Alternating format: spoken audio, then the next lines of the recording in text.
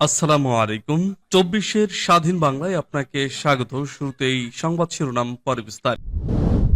ইরানে ক্রমবর্ধমান জনরোষকে ভিন্ন খাতে প্রবাহিত করার জন্য দেশটির সর্বোচ্চ ধর্মীয় নেতা আয়াতুল্লাহ আলী খামেনি যুদ্ধের দামামা বাজাচ্ছেন বলে অভিযোগ করেছে ইরান বিষয়ক একজন গবেষক। যদিও দেশটি ইসরায়েল ও যুক্তরাষ্ট্রকে মোকাবেলায় সম্প্রতি সামরিক মহড়া দ্বিগুণ করেছে। এদিকে ফিলিস্তিনের গাজায় চলছে ইসরায়েলের প্রধানমন্ত্রী বেনিয়ামিন নেতানিয়াহুর নৃশংস বিমান হামলা। বেড়েই চলেছে হতাহতের মিছিল। ফিলিস্তিন স্বাধীনতাকামী সংগঠন হামাসকে নিধনে হামলা চালিয়ে যাবার ঘোষণা দিয়েছেন আগ্রাসী নেতানিয়াহু। এমন মনোভাব যে প্রতি রমজানে এই রক্তচোষা খুশিদের রমজান মাসে মুসলিমদের রক্তচোষণ না করলে পেটের ভাত হজম হয় না।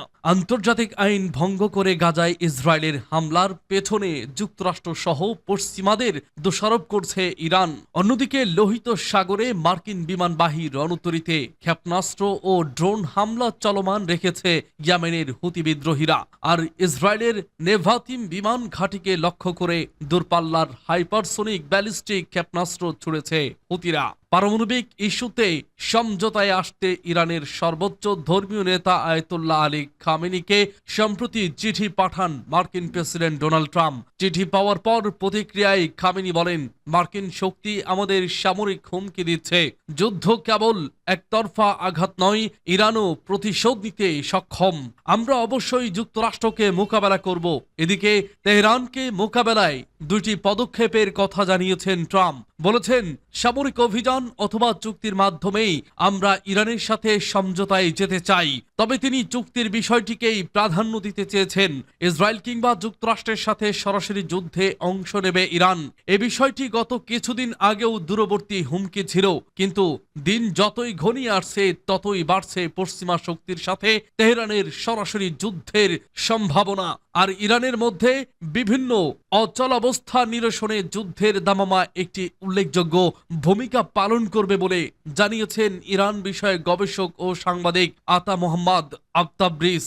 17 মার্চ এই গবেষকের বরাতে বিষয়টি নিশ্চিত করেছেন লন্ডন ভিত্তিক সংবাদ মাধ্যম ইরান ইন্টারন্যাশনাল। তুরস্কের ইস্তানবুল বিশ্ববিদ্যালয় থেকে রাষ্ট্রবিজ্ঞান ও আন্তর্জাতিক সম্পর্কে পিএইচডি ডিগ্রি অর্জন করা এই গবেষকের যুক্তি, ইরান বর্তমানে একাধিক চ্যালেঞ্জের মুখোমুখি। অর্থনৈতিক অচলাবস্থা, বাজেট ঘাটতির পাশাপাশি দুর্নীতি ও আকাশচুম্বী, যার কারণে সরকারের প্রতি জনগণের আস্থা হ্রাস পাচ্ছে। তাই ইরানিদের মধ্যে ঐক্য ধরে রাখতে আয়াতুল্লাহ আলী খামেনির নেতৃত্বাধীন সরকার দেশটির শত্রুদের বিরুদ্ধে লড়তে জনগণকে উৎসাহিত করছেন।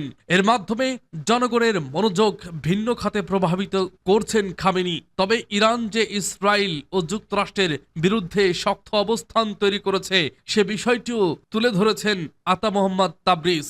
সম্প্রতি দেশটি ওমান উপসাগরের চাবাহর বন্দরে চীন ও রাশিয়ার সাথে যৌথ নৌমহড়ার আয়োজন করেছে। এছাড়াও গত বছরের অক্টোবরের পর থেকেই বিভিন্ন সামরিক মহড়ার আয়োজন করে ইরানের সর্বোচ্চ প্রতিরক্ষা বাহিনী ইসলামিক বিপ্লবী গার্ড কর্পস IRGC, যেখানে দেশটির বিজ্ঞানীদের তৈরি নতুন প্রজন্মের ড্রোন আর আধুনিক ক্ষেপণাস্ত্রের প্রদর্শনী করে সামরিক বাহিনীগুলো। আর এতেই বুকে কাঁপুনি ওঠে নেতানিয়াহু ও প্রেসিডেন্ট ট্রাম্পের মাঝে। গত মাসে গাজা ও মধ্যপ্রাচ্যের ভবিষ্যৎ করণীয় প্রসঙ্গে আলোচনা করতে ওয়াশিংটন সফরে যান ইসরায়েলের প্রধানমন্ত্রী নেতানিয়াহু। মার্কিন প্রেসিডেন্ট ট্রাম্পের সাথে হোয়াইট হাউসের ওভাল অফিসে বৈঠকও সেরে ফেলেন ইহুদিবাদী নেতা। এরপরই ইরানকে নতুন করে নিষেধাজ্ঞার চাদরে জড়িয়ে ফেলেন ট্রাম্প। উপহার হিসেবে নেতানিয়াহুকে 2000 পাউন্ড ওজনের বোমা দেন মার্কিন শাসক, যার মাধ্যমে গাজাকে ঘিরে ইসরায়েলের আগ্রাসনের বিষয়টি আবারও সামনে আসে। ফিলিস্তিনের গাজা উপত্যকায় হামাসকে আবারও নিধনের তকমা দিয়ে হামলা শুরু করেছে ইসরায়েল। এখন পর্যন্ত নিহতের মিছিলে যোগ হয়েছে নতুন করে আরো 4 শতাধিক প্রাণ। ইন্না লিল্লাহি ওয়া ইন্না ইলাইহি রাজিউন। এদিকে এক ভিডিও বার্তায় প্রধানমন্ত্রী নেতানিয়াহু হামাসকে সতর্ক করে বলেছেন, লক্ষ্য অর্জন না হওয়া পর্যন্ত যুদ্ধ চালিয়ে যাবে দখলদার ইহুদিবাদী সরকার তেল আবিব।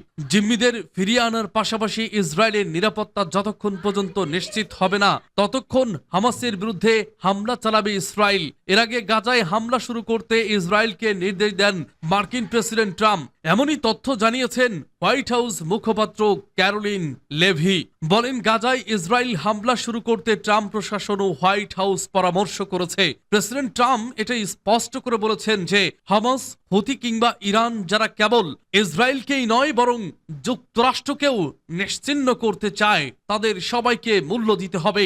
আমরা সবাইকেই গুড়িয়ে দিতে বদ্ধপরিকর।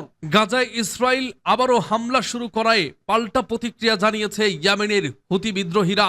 ইসরায়েলের নেভাতিম বিমান ঘাঁটিকে লক্ষ্য করে দূরপাল্লার হাইপারসোনিক ব্যালিস্টিক ক্ষেপণাস্ত্র প্যালেস্টাইন তো নিক্ষেপ করেছে হুতিরা। হামলায় সফলতার কথা জানিয়েছে ইরান সমর্থিত গোষ্ঠীটি। মূলত এই বিমান ঘাঁটি থেকেই গাজায় হামলা চালাচ্ছে ইসরায়েল। 18 মার্চ এক প্রতিবেদনে বিষয়টি নিশ্চিত করে